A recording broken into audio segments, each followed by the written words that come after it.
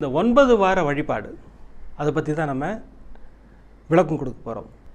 அது என்ன 9 வார வழிபாடு அப்படின்னு கேட்டிங்கன்னா, பாபாவுக்கு இந்த 9 அடிப்படையில் ரொம்ப பிடிக்கும். அவருக்கு நவவித பக்தி, அந்த மாதிரி 9ஆம் நம்பர், இதெல்லாம் பாபாவுக்கு ரொம்ப பிடித்த விஷயங்கள்.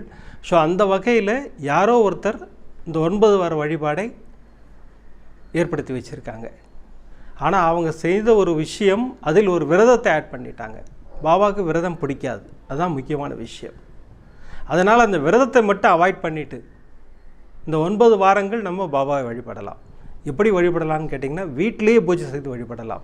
அப்படி வீட்டில் பூஜை செய்ய வழி இல்லைன்னு சொன்னீங்கன்னா, நீங்கள் அழகாக ஆலயங்களுக்கு சென்று காலையிலையோ மத்தியானமோ இல்லை சாயங்காலமோ இந்த 3 வேளைகளில் ஏதாவது ஒரு வேலையை தேர்ந்தெடுத்து நீங்கள் ஆலயத்திற்கு சென்று பாபாவை வழிபட்டு வரலாம். அவ்வளோதான் இந்த 9 வார வழிபாடு. விரதம் பாபாவோட வழிபாட்டில் கிடையவே கிடையாதுன்னு நம்ம எல்லா எபிசோட்லேயும் சொல்லிட்டு வரோம். விரதம் இருந்தால் பாபாவுக்கு பிடிக்காது. நல்லா சாப்பிட்டுட்டு பாபாவை கும்பிட ஆரம்பிக்கணும். அதுதான் பாபாவுக்கு ரொம்ப பிடிக்கும். பாபாவுக்கு அன்னதானம் ரொம்ப பிடிக்கும். அந்த வகையில் நம்ம இந்த 9 வார வழிபாடு விஷயத்தில் தெளிவாக இருப்போம். 9 வாரங்கள் விரதம் இருக்க வேண்டாம் அப்படிங்கிறத நான் இன்னொரு வாட்டியும் தெளிவாக உங்களுக்கு குறிக்கிறேன்.